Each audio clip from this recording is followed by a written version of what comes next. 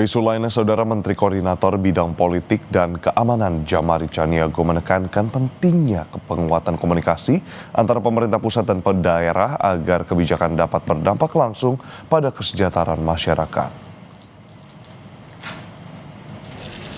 Kemenko Polhukam menggelar pertemuan dengan DPD RI pada Selasa siang. Dalam rapat ini, Djamari menyoroti pentingnya peran strategis DPD sebagai jembatan komunikasi bagi seluruh masyarakat. Apalagi mengingat Kemenko Polhukam tak punya struktur organisasi yang efektif hingga ke tingkat daerah.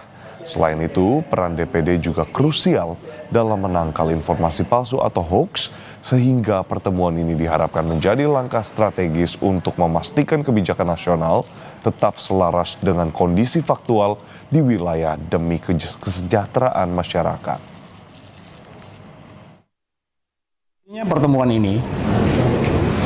Pertemuan kali ini adalah memang semata-mata untuk kita berusaha mensejahterakan rakyat kita.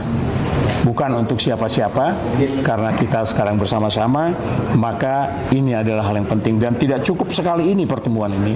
Mungkin pada masa-masa akan datang lebih cepat, lebih sering kita berhubungan, berkomunikasi, akan lebih banyak hal yang bisa kita pecahkan di pusat dan di daerah.